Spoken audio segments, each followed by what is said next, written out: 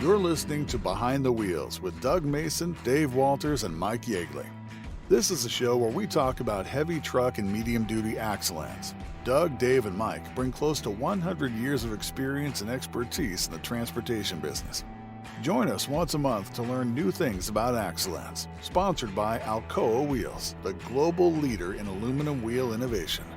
Welcome to Alcoa Wheels Behind the Wheels. I'm Mike Yeagley. I'm Doug Mason. I'm Dave Walters. And today we have Al Cohn from P.S.I. who's going to help us understand a little bit about TPMS systems, inflation, and that sort of thing. So, hey, Al, thank you for joining us on Behind the Wheels. Well, hey, thank you for the invite. I'm really happy to be here with you guys. So why don't you tell us a little bit about you, about your background, about P.S.I. Why don't we start out there? Okay, great. Well, I've been in the industry now for like 40 years, just getting the hang of it, and spent the first 28 with Goodyear Tire out of Akron, Ohio, and in a variety of roles, always in commercial tires, though. So tires and air pressure is my specialty. And then the last 14 years, I've been with P.S.I., based out of San Antonio, Texas. And P.S.I., as you probably are aware, is the industry leader in automatic tire inflation systems, where air is automatically added into the tires to make sure they're always running at the correct pressure. So, like you mentioned, P.S.I. is the leader in automatic tire inflation systems. That's just on trailers. Automatic tire inflation is a trailer-specific technology. Exactly, because, you know, it comes down to trailer tires are the most neglected wheel position of all the tires out there. Steer tires always have the best pressure, then the first drive axle and the second drive axle, and when you start getting to the trailer position, nothing but problems. People are just not checking the trailer tires. Okay, before we go too far, and now I know you're an expert, maybe our listeners need to kind of explain what is an active system, a passive system, and kind of tell the difference between the two so they might kind of get a better understanding. Sure, absolutely. Great question, Dave. Well, you know, there's tire pressure monitoring systems, TPMS for short. And those are systems that just identify that you have a high-pressure tire or a low-pressure tire. And you get a signal inside the cab, or if somehow the driver is notified that there's a tire issue, but that requires human intervention to really go and find air. That would be considered a passive system. You know, I was just talking to a guy earlier during the show here at TMC, and he was telling me about the problems he's having with TPMS systems, where, you know, hey, they're great, they do what they need to do, but they are dependent on that driver actually taking the time, and sometimes they choose not to. Too often they choose not to, and they let that wheel just keep going low and low and drive with it. And so, you know, you've got something different. This active system is something dramatically different than that. Correct. Well, but let me go back into the passive system. Now there's technology with the telematics. We have this tire view system where you can actually have the tire pressure monitoring system, and then when the tire has an issue, either too low or too high, that information can be sent back to dispatch. And let the people know that, hey, there's a problem out there. Maybe you picked up a puncture, and now they can notify the driver, you need to be stopping at the next truck stop and get that tire checked out. So you can tie in, even though it's a passive system, we can make it a little more active now. A much more powerful system than the truly passive, just going up to the cab. Absolutely. Whereas now, but a true active system is where you're literally having the system add air as required. Okay, so that's what we call automatic tire inflation systems. And actually, P.S.I. invented that concept from a patent, started with a patent 27 years ago. And today it's found on about 70% of all trailers. 70%. So it's a big huge percentage. Do you come as standard then from the manufacturer that way, or how does it work now? Yes, you can spec the system OE through all the trailer manufacturers, or you can retrofit the system in under 4 man-hours, typically. Okay, very simple So system. again, a lot of folks find out that, hey, you know, we have it on our new equipment, but it's so effective in especially reducing tire-related roadside service calls that they want to put it on the older trailers as well. Can you get into a bit of the detail of how that, you're talking about an active system, and how does that actually work? Obviously, if you're measuring, that's simple. You measure it. But now you've got an active system. Where does the air come from? The air comes from the same air that the ABS system, the anti-lock brake system, is using. So we're just borrowing air from the air tank that's on every trailer. So we have a pressure protection valve because, brakes always have priority, of course. And then we're borrowing air when we need it. And all we're doing is running from that air tank, and we're going to a control box. And that control box is mounted typically in front of the tandems.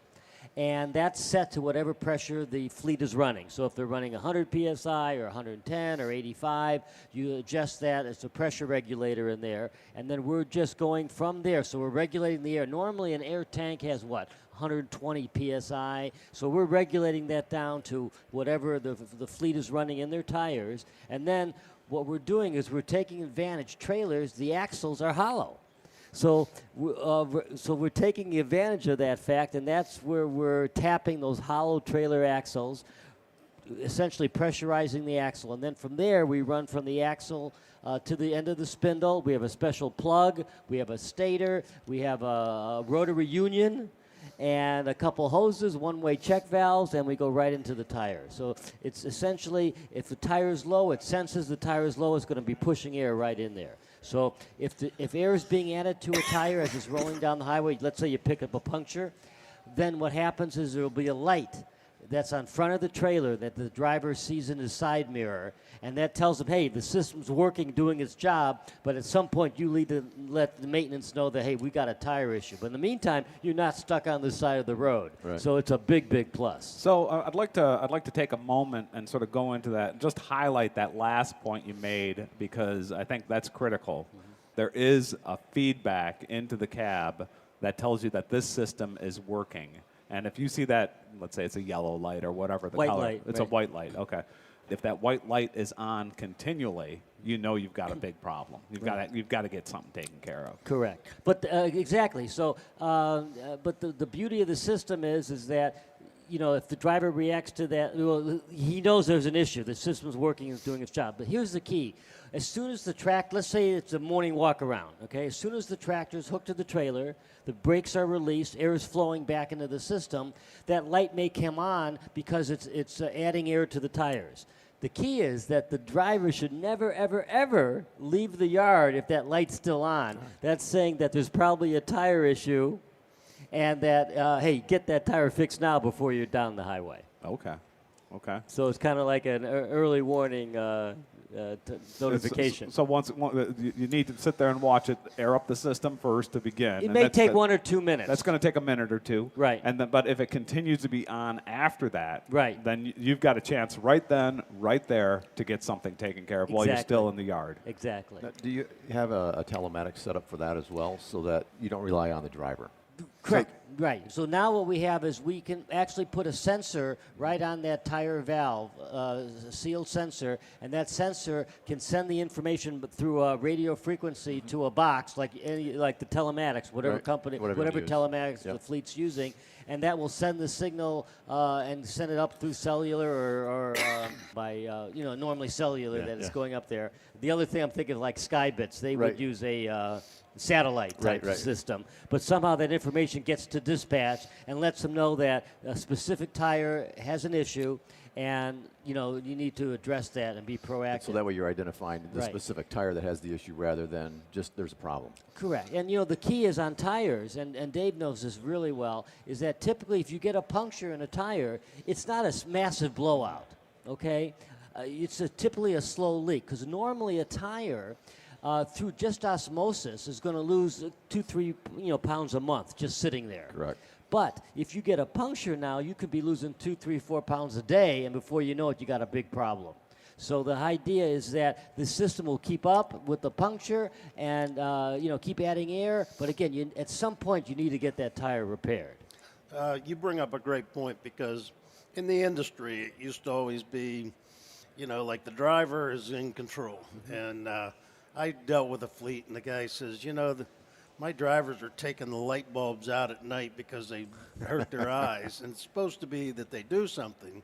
But he said, as soon as they really get something that I might know back at the shop, it's okay. But he says these guys sometimes just say, hey, it's working okay. But at nighttime, that little light hurt their eyes. So, I guess everybody in the industry is trying to, okay, this is pretty set free, but there's one guy in the seat that can change the whole system. Yeah, So. and so Well, the key is that you take the driver out of the equation. so you want to let the driver drive. Yes. And not worry about anything else in the truck. And so if you can send that information back, like you're saying, that's a huge benefit for Huge benefit. the fleet because they can make the decision right away, and it's a benefit for the driver because he doesn't have to worry about that. Correct. And again, no one wants to be stuck on the side of the highway. I mean, yeah. it's a safety issue. Just-in-time deliveries affected. You're penalized. It's all negatives. Sure. And again, we didn't even talk about this, but tires are a huge investment.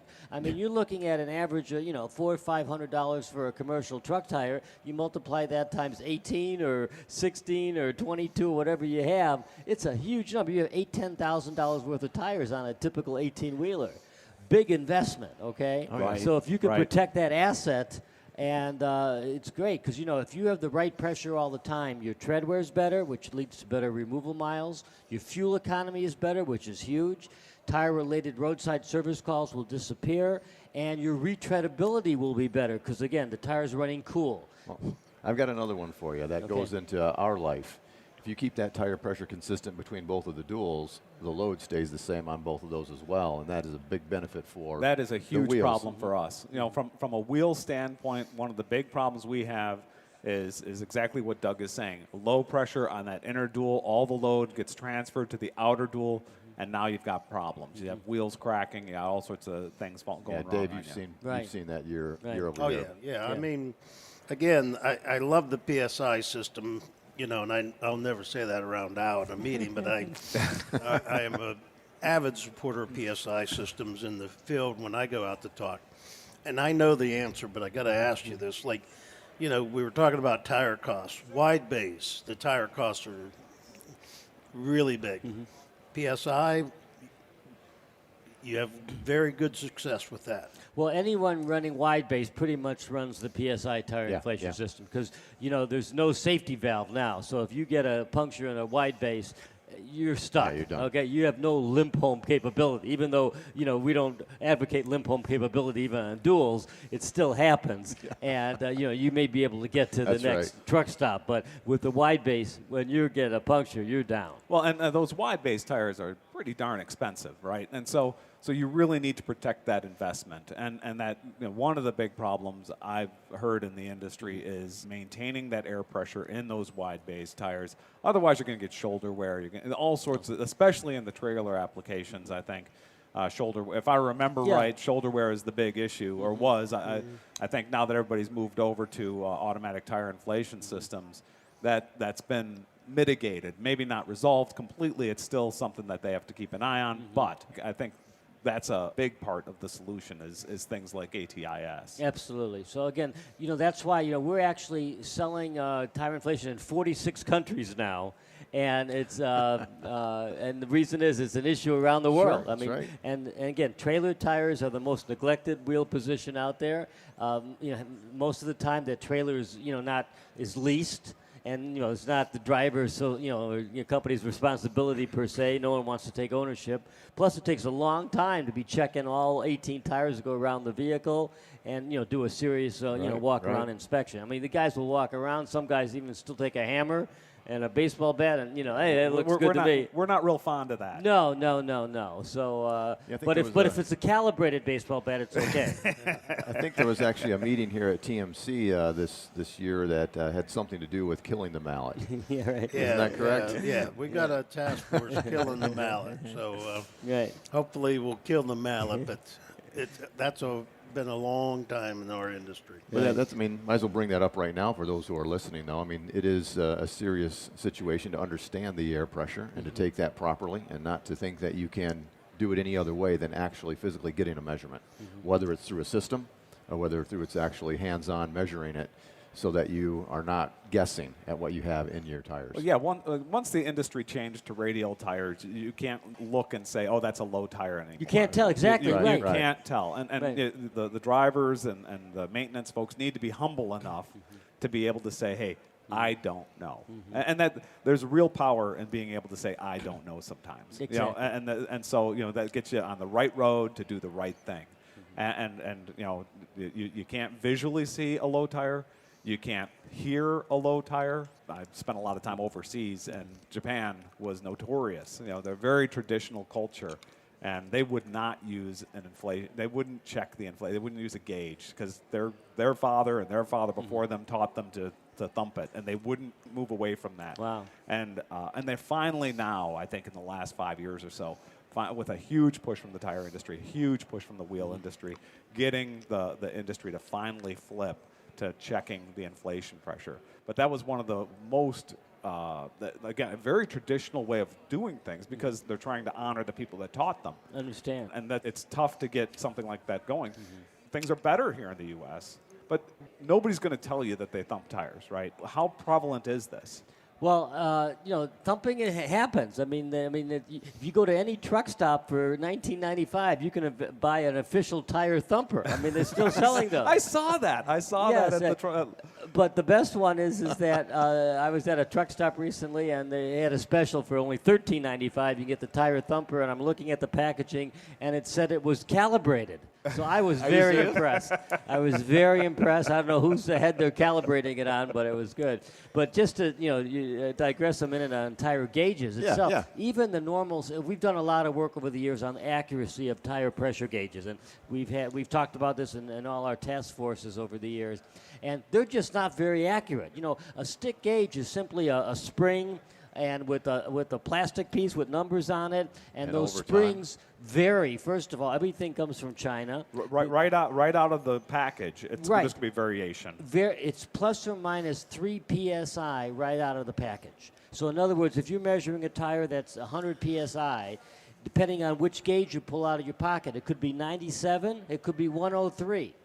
That's brand new out of the box. Then you start dropping it one time or two times or three times, and depending on how it hits and bounces off the concrete, you can be plus or minus 5 in a matter of hours. So just because you have a brand new gauge doesn't mean it's very accurate, and you need to be checking it versus like a pressure gauge station of some sort where you can really see if it's any good. If it's not good, you just toss it and get a new one. Yeah, would you have a recommendation on how to do that, or what are some of the better gauges that would be out there? Is there something that is preferred to be used? Yeah, well, I mean, again, it's like anything else. Only one gauge is actually manufactured in this country right now.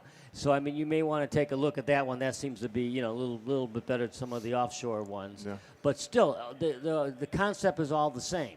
So, again, depending on where they purchase that spring, and that spring stiffness coefficient could vary, and that will change the accuracy of the gauge. So, you need to be checking versus what we call a calibrated gauge station, which can be purchased, and it was pretty accurate. You have one in your yard or something, and and then everybody can check their gauge against that thing. Right, and I've been to many fleets. Dave's been the same, where we go to a fleet and there's 10 mechanics and they all have a gauge in their pocket. Right. Some of them have even taped it up and contoured to their hand, and we'll check a tire and we'll get 10 different answers because the guy's been using the same stick gauge for 20 years, and we found out that it's 15 pounds off.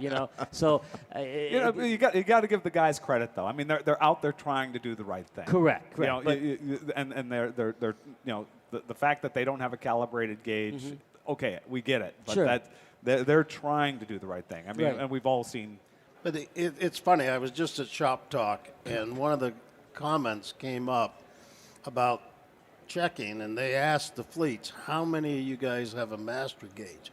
I was almost amazed how many of them raised their hand. It said they do. They do have in their shop. And the one guy says the tire dealers come to him to check their gauges.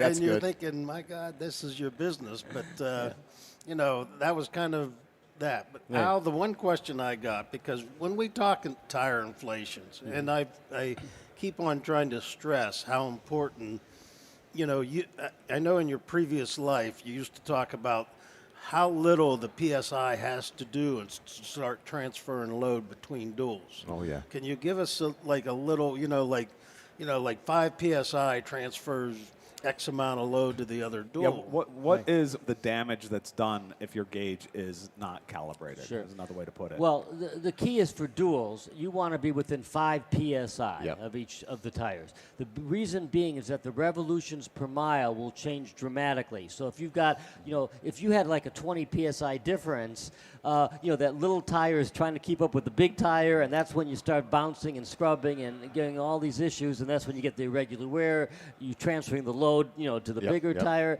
the little tire is scrubbing, and then you get that domino effect, and that's when you get problems down the highway. So you want to stay away from that, and that's another reason why tire inflation is so important, to try to keep those pressures, as close to spec as possible. So the big issue is on when you have duals and we'll say out 5 PSI or more out of unison, I'll call it, between the two duals, then you're really starting to have problems. And you're going to start getting that tire scrub. Right. So don't forget, air carries the load. So you want to be the correct pressure based on your worst case load scenario. And that's really the key that the owner operators and fleets don't understand. It's not your average load, okay? Because then you're going to be in problems. You want to know your worst case load per tire.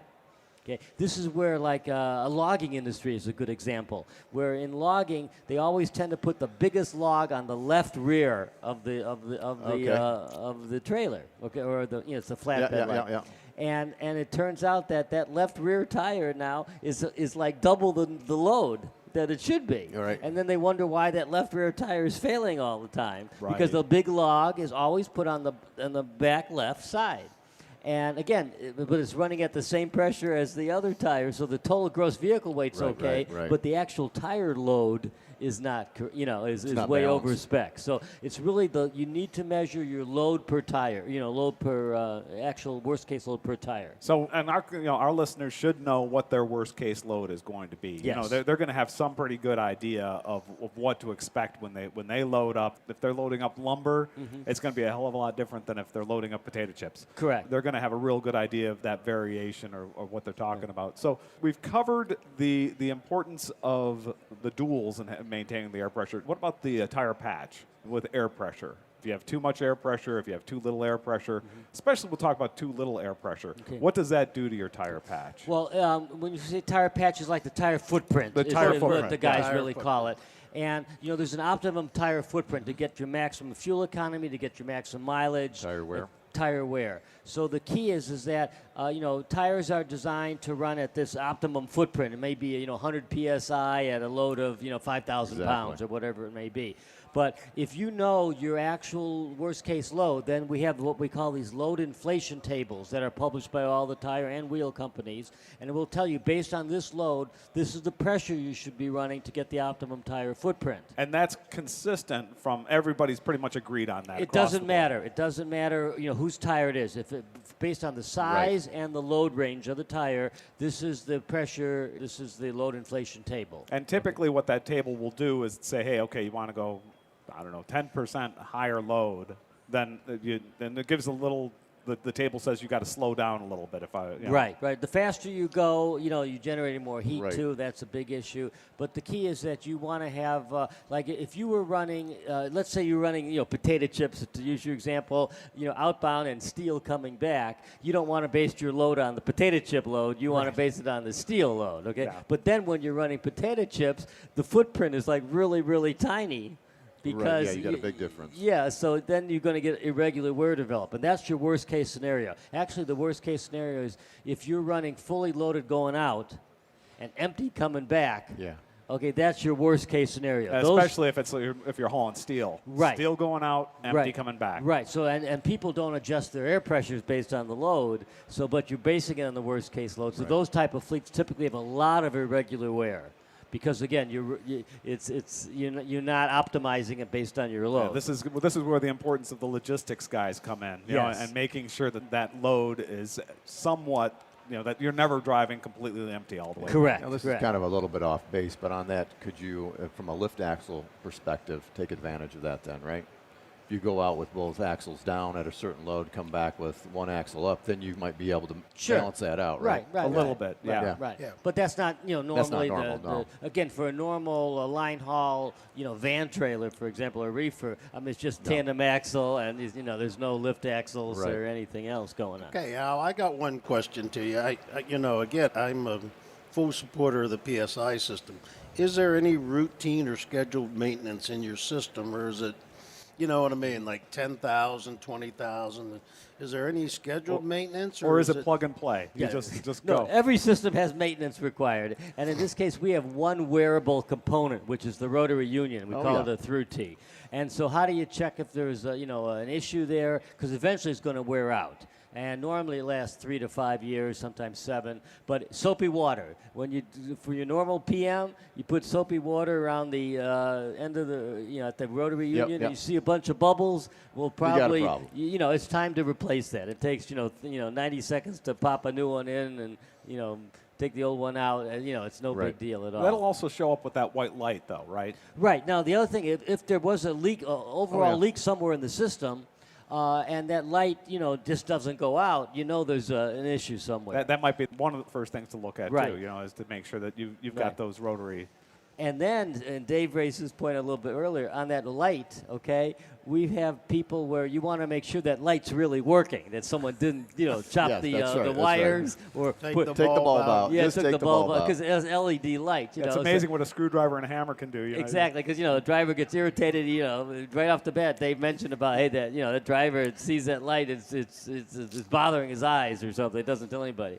So we've seen people actually take black paint or spray paint and cover that light. You're kidding me. No. I've and seen a lot of duct tape on them. duct tape and cut the wire. So at a PM, you want to make sure the light's really working. How do you do that? We have a control box, and there's a little petcock on the bottom. And if you open that petcock for like 2 seconds, that will drain the air out of the axle, and that light should pop up immediately. Right. If it doesn't come on, then there's something going on. Okay. So you have like a troubleshooting guide then and Yes, stuff, right? of That would course. come along with this, Sure, right? The PM sure. maintenance, everything would come along with what Absolutely, you get the whole package. So. Any other troubleshooting items you'd like to cover before we sign off? No, again, essentially, again, soapy water is the best deal. See a bunch of bubbles, time to replace that component. Okay, I got one closing question that would be, do you ever see tractors being able to get an active system somewhat like a P.S.I. system? Well, we have active systems for a tractor, but they're external. Yes. And we use those like down in Mexico, because like in Mexico, they don't care that there's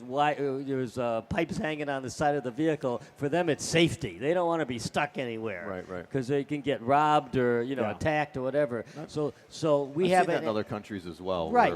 where they have the external systems for Sure, like buses, going they into, do that a well, lot. going into the bush as well. Yeah, exactly. Anything where you're going to be way away, you want to do whatever you can to stay running. Oh, no question. So we have that. This country, though, people Yeah. don't want to see anything on the side of the vehicle because there's no place to route the air on a tractor.